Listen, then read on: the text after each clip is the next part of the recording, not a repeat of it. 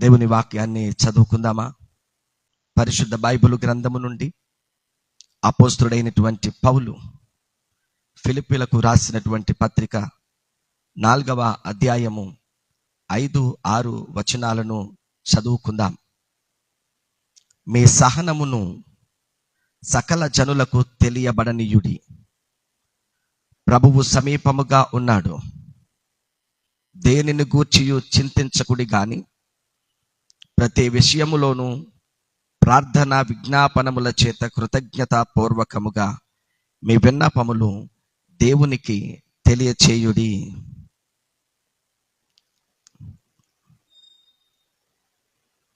లౌడస్ అనేటువంటి ఒక ఆమె చదువుకున్న నిరుద్యోగురాలు, పైగా పేదరికం. ఆమెకు టీచింగ్ చాలా ఇష్టం. ఒక ప్రైవేట్ స్కూల్లో ఉపాధ్యాయురాలుగా జాయిన్ అయింది. అద్భుతంగా స్టూడెంట్స్కి, విద్యార్థులకు బోధన చేస్తుంది. ఆమె బోధనలో విద్యార్థులందరూ చక్కగా తీర్చిదిద్దబడుతూ ఉన్నారు. మంచి మంచి మార్కులు రప్పించుకోగలుగుతూ ఉంటున్నారు. కాలం గడిచిన తర్వాత ఆ స్కూల్ యాజమాన్యం, అమ్మా మీరు ఇక్కడి నుంచి ఆన్లైన్ క్లాసులు కూడా చేయాలి, ఆన్లైన్ క్లాసులు కూడా చెప్పాలి అని చెప్పినప్పుడు ఆమె మనసులో చాలా బాధపడింది. ఎందుకనంటే తన కంప్యూటర్ సరిగ్గా పనిచేయదు. ఆ కంప్యూటర్ కూడా చాలా పాతది, చాలా పాత కంప్యూటర్ అది. ఆ కంప్యూటర్లో వర్క్ చేయడం అనేటువంటిది చాలా కష్టమైనటువంటి పరిస్థితి. తన విషయం యాజమాన్యానికి చెప్పింది. ప్రియులరా, ఆ తర్వాత తను లోపల మదన పడుతూ వచ్చింది. నా దగ్గర సరి అయినటువంటి డబ్బులు లేవు, సరి అయినటువంటి కంప్యూటర్ లేదు, సరి అయినటువంటి ఉద్యోగం లేదు.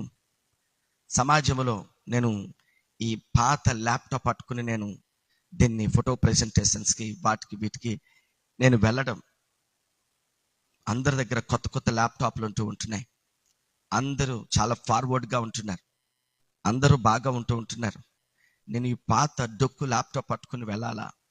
అందరిలోనూ నామోసి కదా. చాలా బాధపడుతూ ఉండేటువంటిది, చాలా బాధపడుతూ ఉండేటువంటిది.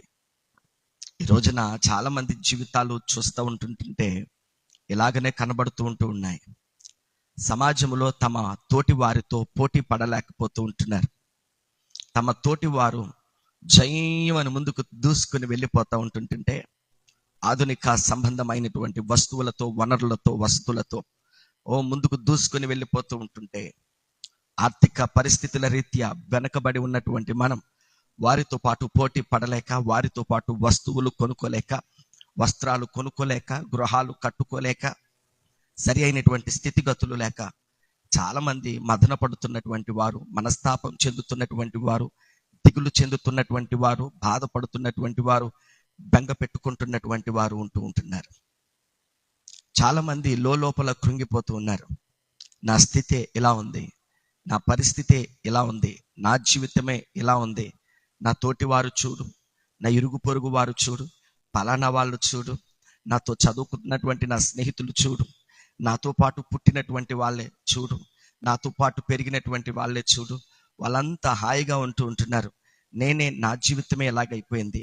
నా దగ్గర సరి అయినటువంటి డబ్బులు లేవు, నాకు సరి అయినటువంటి ఇల్లు లేదు, నాకు సరి అయినటువంటి స్తోమత లేదు, నాకు సరి అయినటువంటి ఆరోగ్యం లేదు, నా దగ్గర సరి అయినటువంటి వస్త్రాలు లేవు, నా దగ్గర సరి అయినటువంటి పరిస్థితులు కనబడడం లేదు అని చాలామంది దిగులు చెందుతూ ఉన్న పరిస్థితిలో ఉంటున్నారు.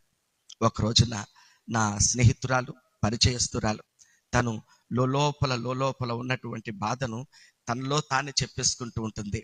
అందరికీ ఉన్నాడు మొగుడు, నాకు ఉన్నాడు మొగుడు, కానీ ఏంటి ప్రయోజనం?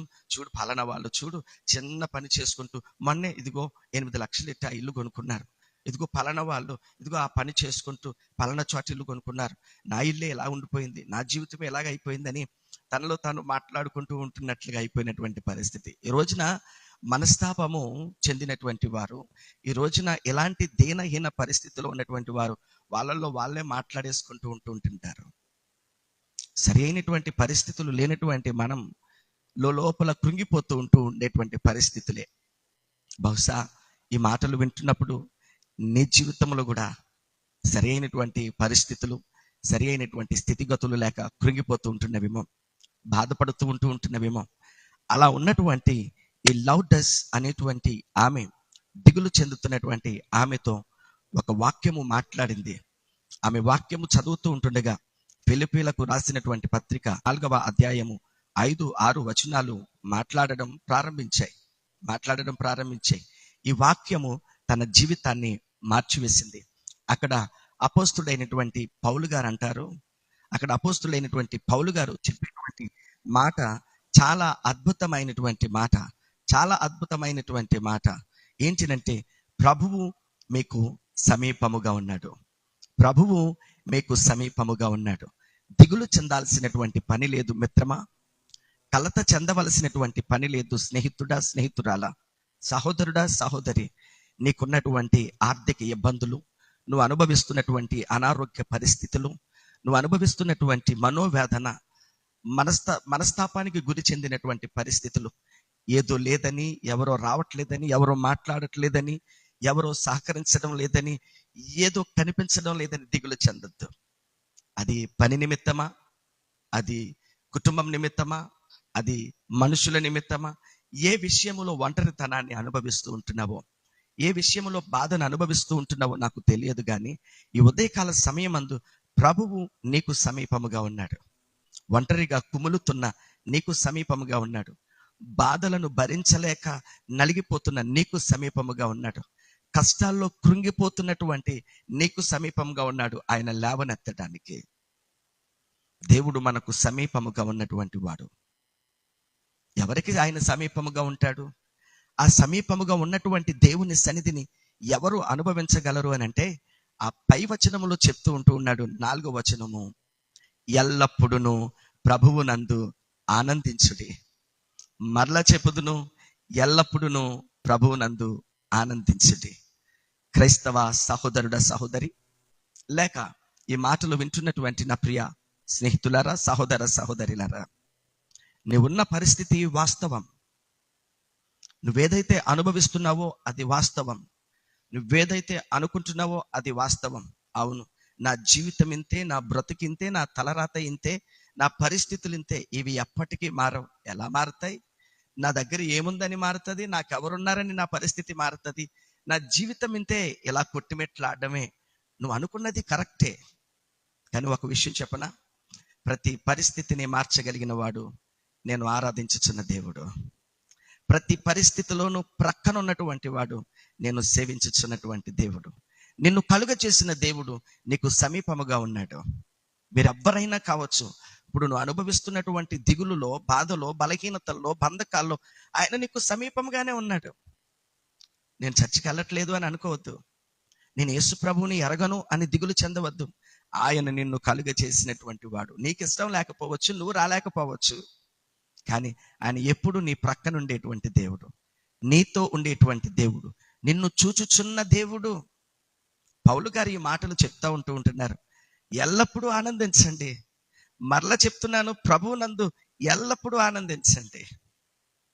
దిగులును ప్రక్కన పెట్టండి, కలతను ప్రక్కన పెట్టండి, కన్నీరు తుడుచుకోండి, బెంగ నుంచి బయటపడండి, ప్రభువునందు ఆనందించండి. ఎందుకంటే ఆయన సమీపముగా ఉన్నాడు. He was experienced that the Lord is with him in every situation. ప్రతి పరిస్థితిలోనూ దేవుడు తనకు సమీపముగా ఉన్నటువంటి పరిస్థితిని పౌలు అనుభవించాడు. మనం చూస్తాం, అపోస్తుల కార్యాలు 16వ అధ్యాయములో పౌలును శీలను పట్టుకొని చెరసాల్లో వేస్తారు, సంకెళ్లతో బంధిస్తారు, బొండాలు బిగిస్తారు. రేపటికి అనేటువంటిది చాలా తీవ్రమైనటువంటి పరిస్థితి, భయంకరమైన ప్రమాదము పొంచి ఉంది. రాక్షసత్వం కలిగినటువంటి చక్రవర్తి తనను రేపటి దినమందు చంపబోతూ ఉంటున్నాడు. ఉక్రోషముతో ఉన్నటువంటి రాజు, రౌద్రముతో ఉన్నటువంటి రాజు, భయంకరమైనటువంటి చట్టాల మధ్య తాను చెరసాల్లో బంధించబడ్డాడు.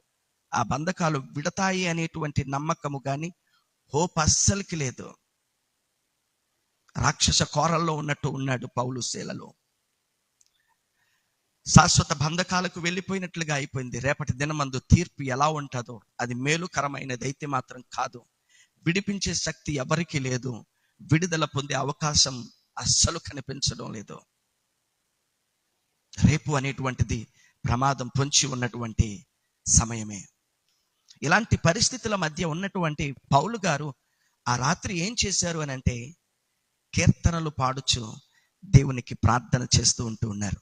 They are enjoying the time with the Lord in a critical situation, critical condition. ప్రతికూల పరిస్థితుల్లో, విచారకరమైన, హృదయ విధారకరమైనటువంటి పరిస్థితుల మధ్య దేవునిని స్తుతించడం, దేవుని యందు ఆనందించడం పౌలు శీలలు ఆరంభించారు. మరల చెప్తూ ఉంటున్నాను, పరిస్థితులను ప్రక్కన పెట్టండి. మీరు చూస్తుంది వాస్తవమే, మనం అనుభవిస్తుంది వాస్తవమే. ఎవ్వరికి వాళ్లకు సమస్యలు ఉంటున్నాయి. నలుగురిలోనూ నామోసిగానే ఉంటూ ఉన్నాం, నలుగురిలోనూ చిన్నగానే ఉంటున్నాం, నలుగురి మధ్య మనం ఎన్నిక లేనటువంటి వాళ్ళముగా ఉంటున్నాం. కరెక్టే. అలాగని దిగులు చెంది నువ్వేం సాధించగలవు?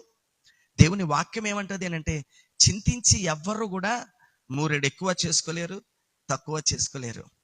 చింతలు మనలను బాగా కృంగదీసేసి అసలు మన జీవితమే నాశనం చేసేస్తాయి. కాబట్టి చింత అనేటువంటి దాన్ని దరిచారనివ్వకండి. నీ చింతను తీర్చి నీ కన్నీటిని తుడిచేవాడు నా యేసయ్య. ఈ ఉదయకాల సమయమందు ఆయనను బట్టి ఆనందించగలిగితే, ఆయన ఉన్నాడు, ఆయన నాకు సమీపంగానే ఉన్నాడు, ఆయన నాతో ఉన్నాడు, ఆయన నాలో ఉన్నాడు, నా ఇంటిలో ఉన్నాడు, నా ప్రయాణములో ఉన్నాడు, నన్ను చూస్తున్నాడు అని నమ్మగలిగితే అద్భుతాలను చూస్తాం. పౌలు శీలలు ప్రభునందు ఆనందించడం మొదలు పెట్టారు, ప్రభునందు సంతోషించడం మొదలు పెట్టారు. కీర్తనలు పాడుతున్నారు, ప్రార్థనలు చేస్తూ ఉంటున్నారు, ప్రభువులో ఆనందిస్తూ ఉంటుండగా జరిగినటువంటి అద్భుతం మనందరికీ తెలుసు. జరిగినటువంటి ఆశ్చర్య కార్యం మనందరికీ తెలుసు. అకస్మాత్తుగా వారలా ప్రభువుని స్తుతిస్తూ ఉంటుండగా, ప్రభువుని సేవిస్తూ ఉంటుండగా, ప్రభువుని గణపరుస్తూ ఉంటుండగా, ప్రభువుతో ఆనందిస్తూ ఉంటుండగా, ప్రభువులో ఆరాధిస్తూ ఉంటుండగా 26వ వచనం 16వ అధ్యాయం మనం చూస్తాము. 25 నుంచి చదువుతున్నాను. అయితే మధ్యరాత్రి వేళ పౌలును శీలయు దేవునికి ప్రార్థించుచు కీర్తనలు పాడుచుండిరి, ఖైదీలు వినుచుండిరి. ఖైదీలకు విచిత్రం అనిపించుండవచ్చు తోటి వారికి. ఏంద్రయల్లో ఏంటి వీళ్ళ కథ, ఏంటి వీళ్ళ సంగతి ఏంటి? చెరసాల్లో ఉండి పాటలు పాడుతున్నారు రేట్రా, రేపు ఎలా ఉంటుందో అసలు వీళ్ళకి ఏమన్నా తెలుస్తుందా? జైల్లో ఉండి ఎవడైనా పాటలు పాడతాడా? ఏడుస్తూ ఉంటారు. కానీ జైల్లో ఉండి ఎవరైనా ప్రార్థన చేస్తారా? ఇది ఏమన్నా జరిగే పనా? ఎవరైనా తీర్చే పనా? ఏంటో అన్నట్లుగా వాళ్ళందరూ వింటూ ఉంటున్నారు. వాళ్ళందరి మధ్య ప్రభునందు ఆనందిస్తూ ఉంటున్నారు. ప్రభునందు వాళ్ళు ఆనందిస్తూ ఉంటున్నప్పుడు జరిగిన పని ఏంటంటే, అప్పుడు అకస్మాత్తుగా మహాభూకంపము కలిగెను, చెరసాల పునాదులు అదిరెను, వెంటనే తలుపులన్నీ తెరుచుకొనెను, అందరి బంధకములు ఊడెను. ఇది AI టెక్నాలజీ కాదు, ఇది గ్రాఫిక్ అంతకంటే కాదు, ఇది కల్పన కథ అంతకంటే కాదు. చరిత్ర చెప్తున్నటువంటి సంఘటన, చరిత్ర పుటలలో లిఖించబడినటువంటి సంఘటన. As Paul and Silas worshiping the Lord with the praises and praying, as they are enjoying with the presence of the Lord,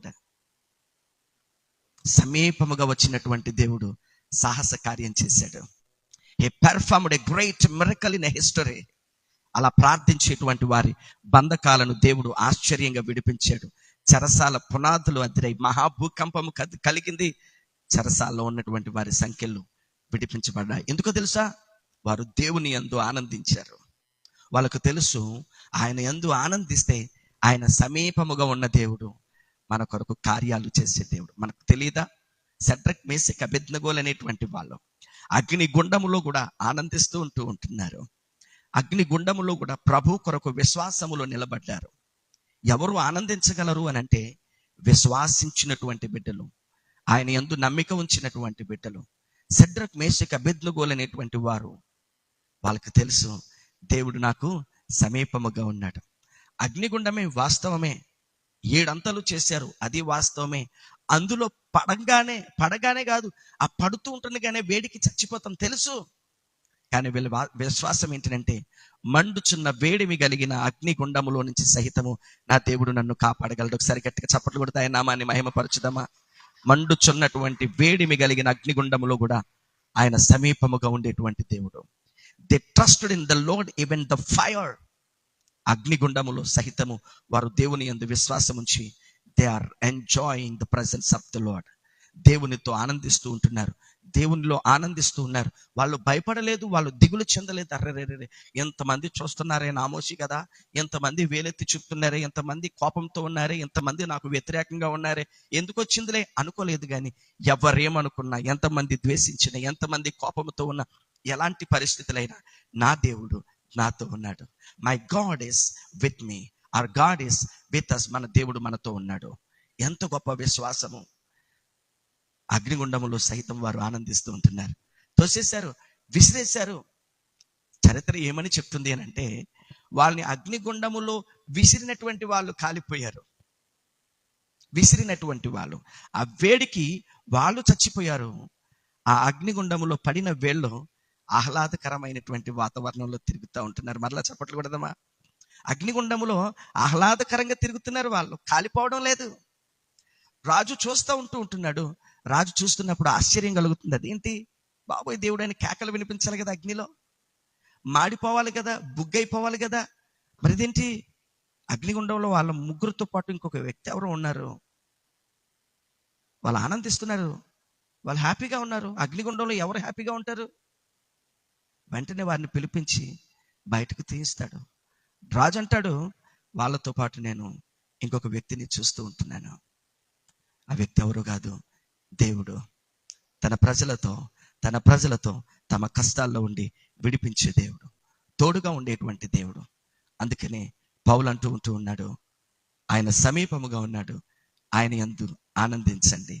దిగులుతో నాకు కంప్యూటర్ పరిజ్ఞానం తెలియదు, నాకు ఈ కంప్యూటర్ పాత కంప్యూటర్తో నేను ఉంటున్నాను, నేను నలుగురిలోనూ నామోషిగా ఉంటున్నాను అని దిగులు చెందేటువంటి ఈ లౌడస్ అనేటువంటి ఆమెను దేవుడు ఎప్పుడైతే ఈ వాక్యాన్ని చదువుకుందో, ఆ వాక్యాన్ని తన యొక్క ల్యాప్టాప్ మీద స్టిక్కరింగ్ చేయించుకుంది.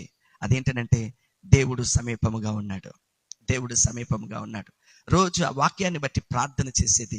ఏమైంది అని అంటే, అసలు కంప్యూటర్ నాలెడ్జ్ నాకు లేదు, నా కంప్యూటర్ సరిగ్గా లేదు, నా కంప్యూటర్లో సరిగ్గా తెలియదు అనేటువంటి ఆమె ఏమైపోయింది చివరికేనంటే, కంప్యూటర్లో లోపాలను సరిచేసే వెబ్సైట్లకు ఆమెను మేనేజర్గా చేశారు. గొప్ప వ్యక్తిగా దీవించాడు. నా దేవుని యందు ఆనందిస్తే ఆయన చేయని కార్యము లేదు, తీర్చనటువంటి సమస్య లేదు, సరిచేయలేనటువంటి ప్రశ్నలు లేవు. ప్రతి దాన్ని పరిశీలన చేసి సరిచేసేటువంటి దేవుడు, ప్రతి సమస్యను తీర్చే దేవుడు, ప్రతి పరిస్థితిని మార్చే దేవుడు ఈ ఉదయకాల సమయమందు నీకు సమీపముగా ఉన్నాడు. మీరెవరైనా ఎక్కడి నుండి ఈ మాటలు వింటున్నా, ఎక్కడి నుంచి ఈ కార్యక్రమం చూస్తూ ఉంటున్నా, నలిగిపోవద్దు, కృంగిపోవద్దు, విసిగిపోవద్దు, వేసారిపోవద్దు, మనసును పాడు చేసుకోవద్దు. నా జీవితం ఇంతే, నా బ్రతికింతే, నా రాతే ఇంతే వద్దు. ప్రతి పరిస్థితిని మార్చేవాడు నా దేవుడు. నువ్వు చేయాల్సిందల్లా ఒకటే, ఆయనందు ఆనందించు. దేవుడున్నాడు, ఆయన నన్ను చూస్తూ ఉన్నాడు. దేవుడున్నాడు, ఆయన నాకు సమీపంగా ఉన్నాడు. మనుషులందరూ విడిచిపెట్టిన దేవుడు నన్ను విడిచిపెట్టనని ఈ ఉదయం నాతో మాట్లాడుతూ ఉన్నాడు. ఆ దేవుడు నాకు కావాలి, ఆయన నా జీవితంలో అద్భుతం చేయాలి అన్నవాళ్ళు ప్రార్థనలు ఏకీభవించండి, మోకరించండి, తలలో వంచండి, చేతులు పైకెత్తి ప్రార్థనలు ఏకీభవించండి.